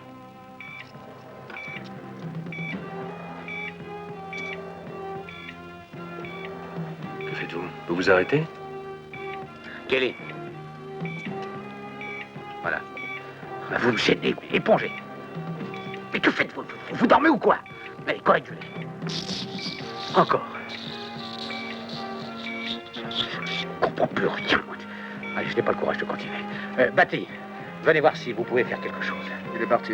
Il a été appelé par le professeur Valiotti. Allez, écartez. Encore, encore, encore. Coagulez. De Luca, voudriez-vous... Il n'y a plus rien à faire. Arrêt du cœur.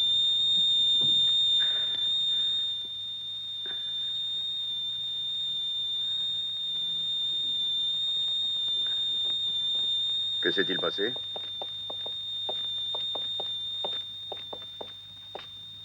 Pourquoi ne t'es-tu pas fait remplacer par Batty? Il n'était pas dans un état normal, c'est évident. Il a même prétendu qu'on avait changé la radiographie. Il ne s'en rendait pas compte de ce qu'il faisait. Comment cela? Il avait bu, sans doute.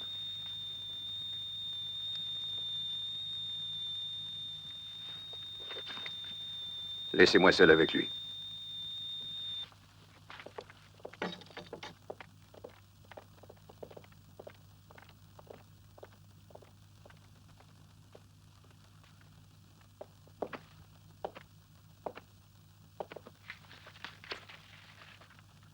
Désolé, mon ami. C'est toi qui m'y as obligé. Tu sais ce qui t'attend maintenant? Je le sais. Une accusation d'homicide par imprudence. Avec tous les témoignages accablants de professionnels inattaquables, n'est-ce pas? Ça peut aller chercher dans les 6 ans. Et en plus, la radiation de l'ordre, cela va de soi. N'est-ce pas un peu cher pour jouer les idéalistes? Ceux qui paient le plus cher, en définitive, ce sont les pauvres types qui ne sont pour rien dans l'affaire. Comme celui-ci. Je croyais bien te connaître, mais je ne t'aurais jamais cru capable de ça. Le crime prémédité. Nécessaire. Mais gratuit. Un simple examen suffirait à montrer que je n'étais pas ivre. Je ne bois plus d'alcool depuis 1 mois. Admettons que ce soit vrai. Mais tu sais bien, je suppose qu'il y a toujours des expertises et des contre-expertises. Pour la défense et pour l'accusation. Ou crois-tu encore en une justice objective et non influençable? Non, non. Qu'est-ce que tu veux? Je veux t'aider. Si, t'aider. Excuse-moi, mais quel que soit le nom que tu donnes, à ton manque de goût pour la vie en général, la vérité, c'est que tu es ce qu'on appelle un raté. Comme homme et comme médecin. Tu es amer parce que tu ignores ce qu'est le plaisir, la joie d'avoir réussi son existence. Tu prends l'ennui comme alibi pour dissimuler ton impuissance et le fait que tu es incapable de devenir quelqu'un. Mais si tu le veux, ça peut changer. Je peux te faire avoir un haut poste d'enseignant. Je saurais te faire valoir, compte sur moi. T'es-tu jamais rendu compte que le fait d'exercer la médecine implique aussi l'exercice du pouvoir? Un médecin est un homme puissant, un maître, tu comprends? Par la nature même de sa fonction. Il peut terroriser, rassurer ou anéantir tout espoir, rendre la vie ou tuer. Il peut agir comme il l'entend, selon son propre arbitre.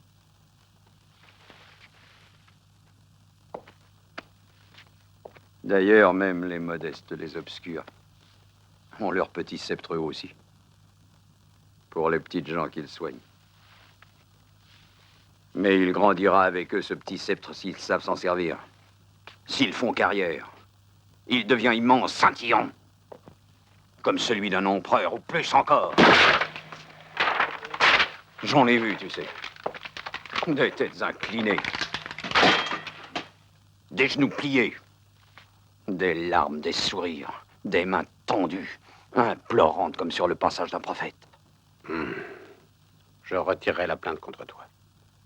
Mais pas contre les autres. Bravo.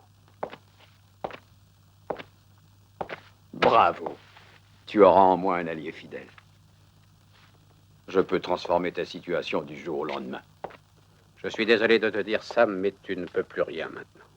Parce que pour toi, il n'y aura pas de demain. Tu ne t'es pas rendu compte que tu n'es plus du côté de ceux qui profitent de la souffrance. Tu avais sans doute trop à faire pour réaliser que tu es passé de l'autre côté de la barrière. Tu es du côté des malades, des victimes.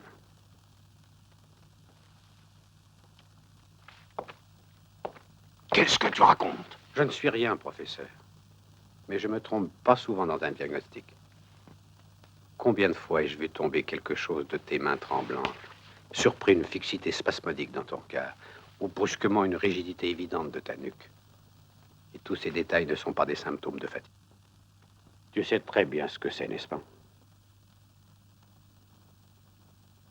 Maintenant, à toi de choisir devant quel autel tu dois t'incliner.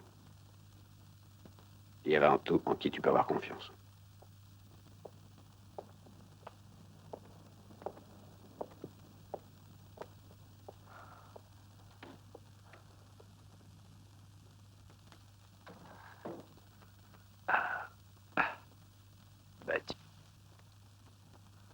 Avocat. Cassati. Loris. Agina.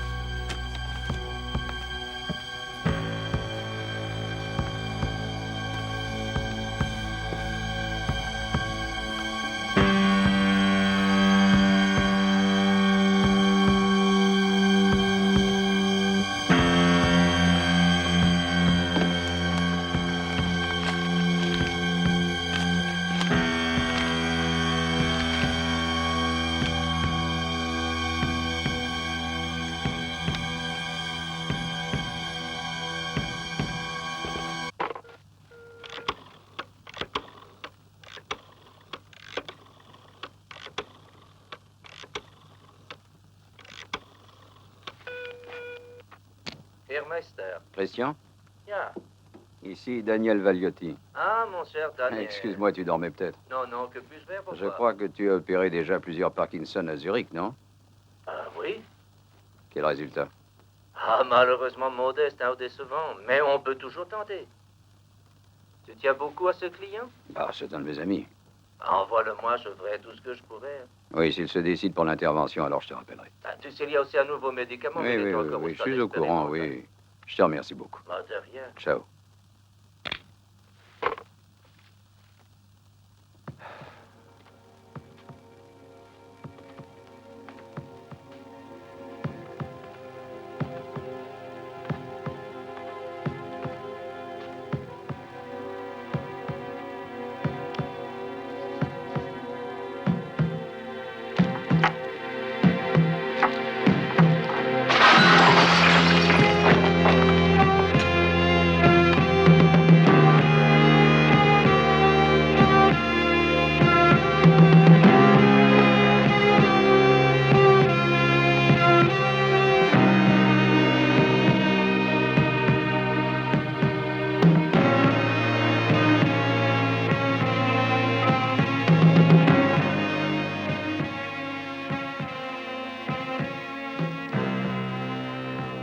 C'est très beau ici, aussi beau que sur les prospectus. La Frolaine est gentille, mais un peu ennuyeuse. Et toi, pourquoi n'es-tu pas encore là?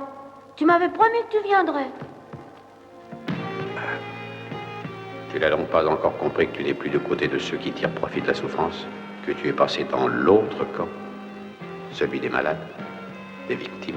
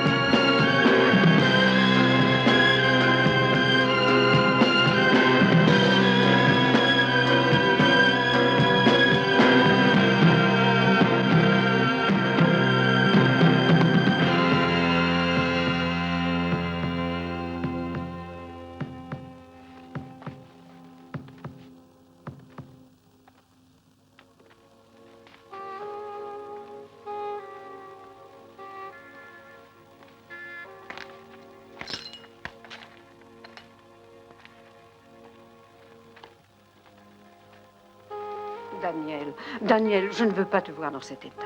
Mais réagis, je t'en prie. Tous les grands noms du corps médical se disputeront l'honneur de t'aider. Tu n'as qu'à choisir.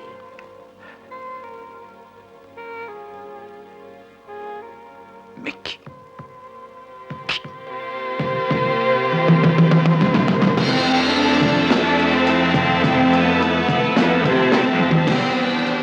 Pour un médecin qui fait fausse route, il y a d'innombrables docteurs Schweitzer qui, dans toutes les parties du monde, exercent leur difficile mission en un long sacrifice silencieux dans le seul but de soulager les souffrances de l'humanité.